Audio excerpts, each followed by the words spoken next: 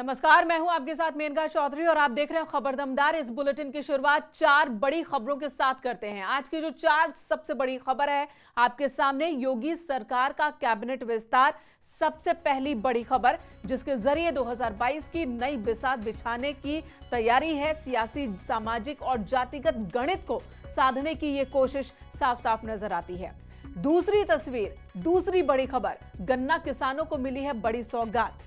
आज योगी सरकार ने किसानों की उस मांग को पूरा करने की कोशिश की जिसको लेकर लगातार किसान सवाल कर रहे थे कि गन्ना किसानों को कब मिलेगा, क्यों उनके समर्थन मूल्य में इजाफा हो। तीसरी तस्वीर यानी कि तीसरी बड़ी खबर, मिहिर भोज को लेकर सियासी रार की है, जिसके बहाने बीजेपी सरकार पर अखिलेश यादव ने जुबानी हमला बोला। और चौथी तस्वीर है नरेंद्र गिरी की सुसाइड मिस्ट्री से जुड़ी हुई। इस मामले की जांच सीबीआई कर रही है, क्योंकि नरेंद्र गिरी की सुसाइड मिस्ट्री पर लगातार सवाल उठ रहे हैं और उन सवालों का जवाब खोजने में अब सीबीआई जुट चुकी है। आज 7 घंटे तक मठ के अंदर थी सीबीआई की टीम। बाकायदा रिक्रिएशन किया गया, वीडियोग्राफी हुई, वहां पर लोगों से पूछताछ की गई।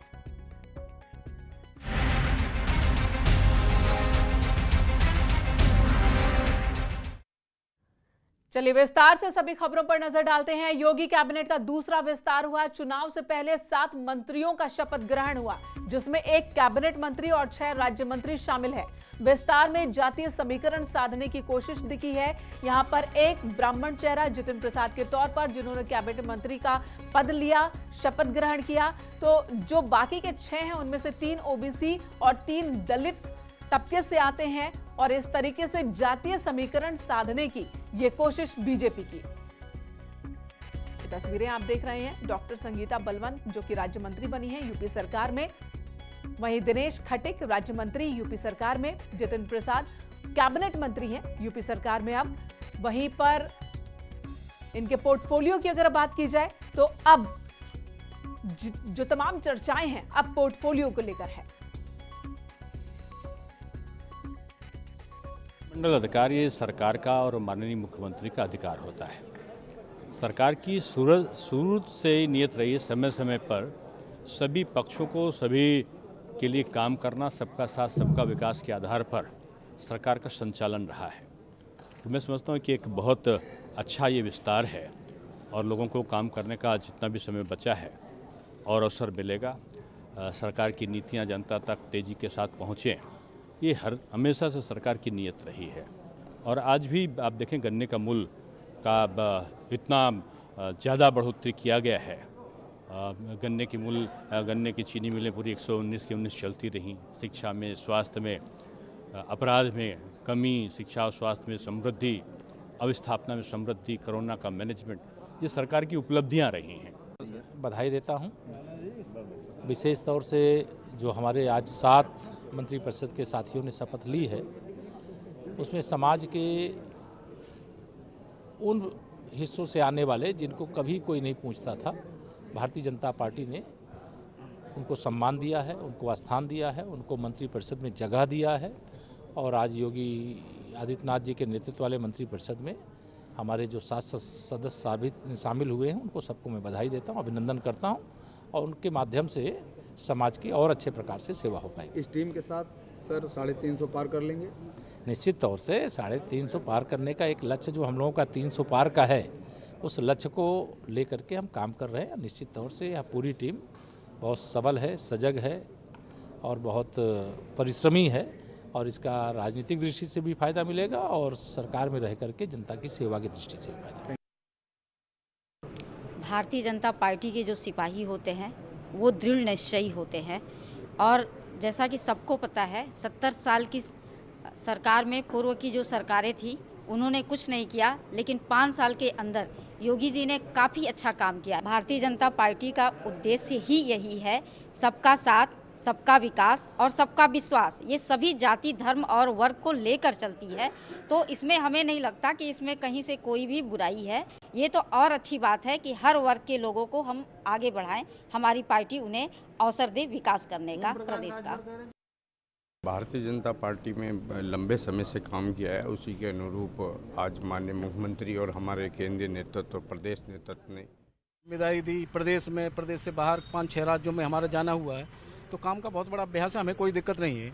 केंद्र सरकार की और प्रदेश सरकार की नीतियों को आम जन तक कैसे पहुंचाया जाता है, आप सब लोगों ने देखा होगा प्रैक्टिकल में। माटी कला बोर्ड 2 साल का हमारा कार्यकाल था, उसमें 1.5 साल कोरोना में चली गई, 6 महीने में हमने धरातल तक पहुंचा दिया। लेकिन सर वो चुनौती और है, 2022 की चुनौती और है, उसके लिए टीम तैयार जो की गई है उसमें भी आपका नाम है, तो कैसे देखते हैं 2022 के चुनाव को?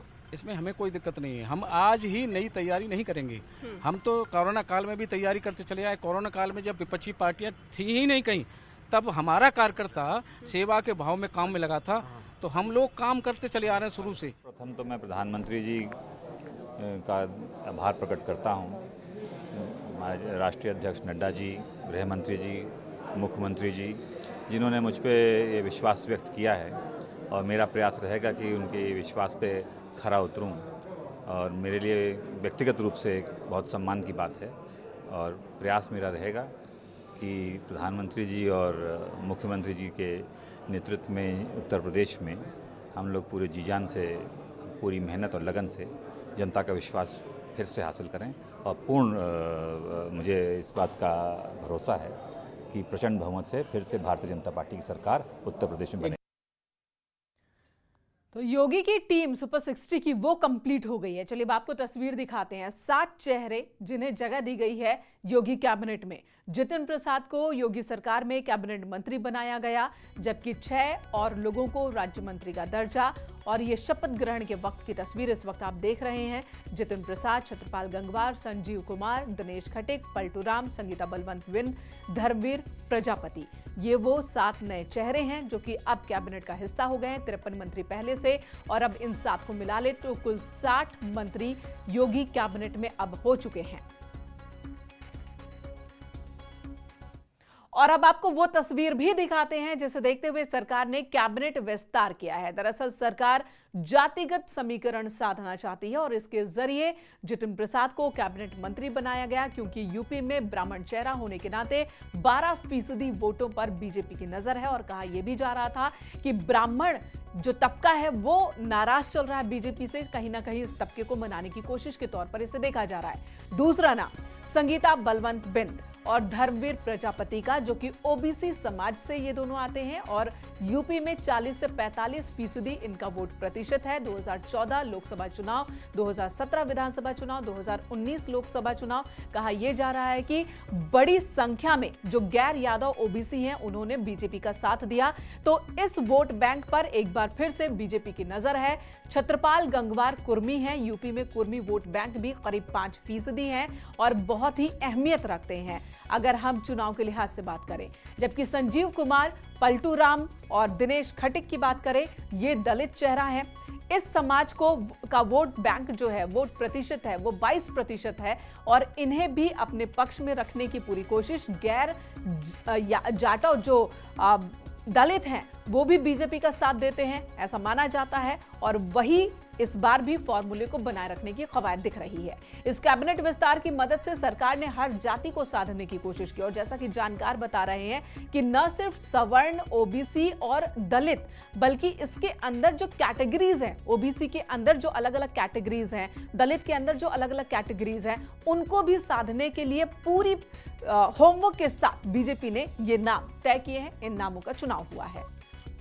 2022 चुनाव से पहले योगी सरकार के मंत्रिमंडल विस्तार पर अखिलेश यादव ने तंज कसा है। अखिलेश यादव ने कहा कि जब बजट ही नहीं है तो विस्तार किस लिए किया जा रहा है।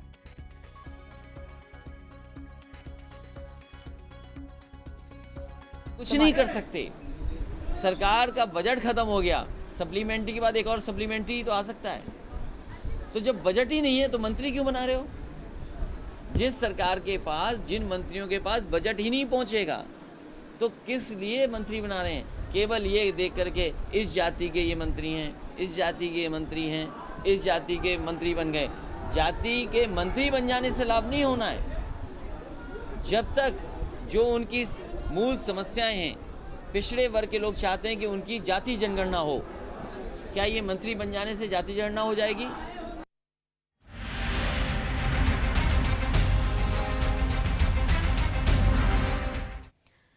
आज का एक और बड़ा ऐलान जो लखनऊ से हुआ। योगी आदित्यनाथ सरकार ने गन्ना किसानों के लिए बड़ा ऐलान किया। लखनऊ में किसान सम्मेलन के दौरान सीएम योगी आदित्यनाथ ने कहा कि हमारी सरकार किसानों और गरीबों के हित में लगातार काम कर रही है। इस दौरान गन्ना किसानों को राहत देते हुए प्रति क्विंटल 25 रुपए की बढ़ोतरी का ऐलान किया गया। इस फैसले के साथ अब किसानों को 325 रुपए प्रति क्विंटल की जगह 350 रुपए और 315 रुपए प्रति क्विंटल की जगह 340 रुपए प्रति क्विंटल मिलेंगे।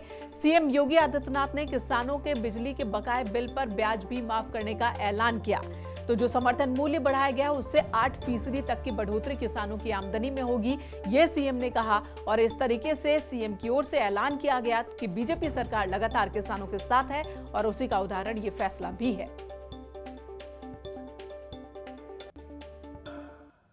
जितना गन्ना मूल्य का भुगतान किसानों का 10 वर्ष में नहीं हुआ, मात्र 4.5 वर्ष में 1,44,000 करोड़ रुपए का गन्ना किसानों का गन्ना मूल्य का भुगतान हुआ है।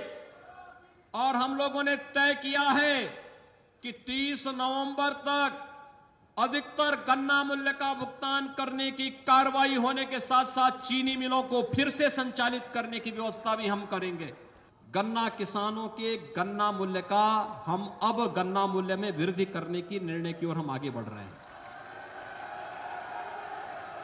सरकार ने तय किया है कि भाइयों बहनों, राज्य में अब तक जिस गन्ने का 325 प्रति क्विंटल दाम मिलता था, उस गन्ने का हम 350 रुपए गन्ना किसानों को भुगतान करेंगे।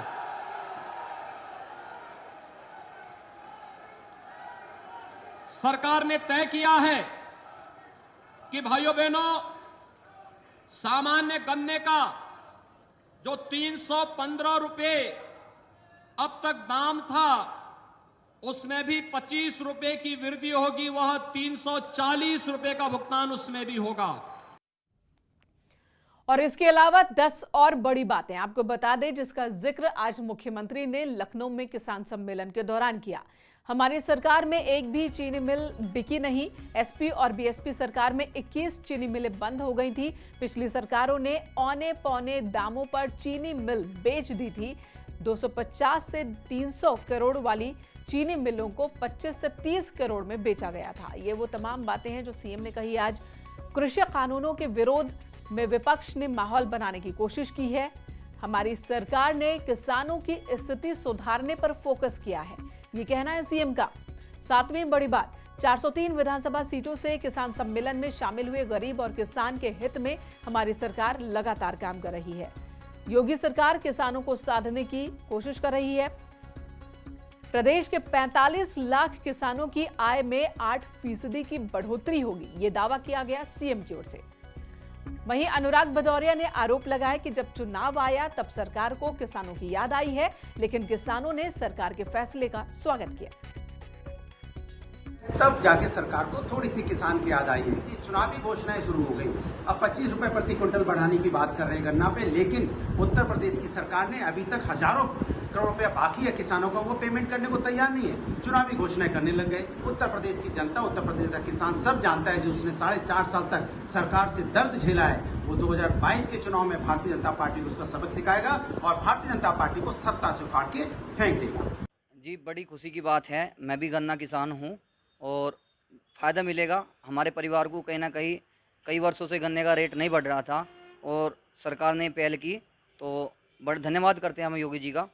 देखो, बढ़ोतरी से तो लाभ सबको ही मिलेगा, किसानों को भी मिलेगा और किसान के साथ में जो मजदूर होंगे उनको भी मिलेगा, सबको लाभ मिलेगा। जब बढ़ोतरी होती है, हमारी फसल की बढ़ोतरी होती है, हमें कुछ एक्स्ट्रा मिलता है, तो लाभ तो निश्चित मिलेगा।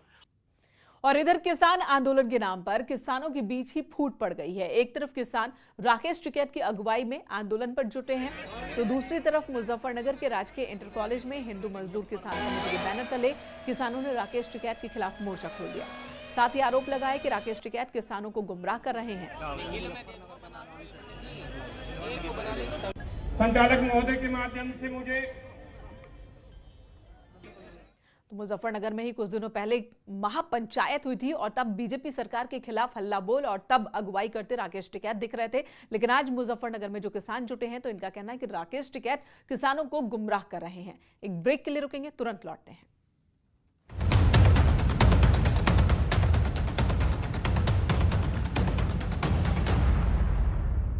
शव को कब्जे में लेकर पोस्टमार्टम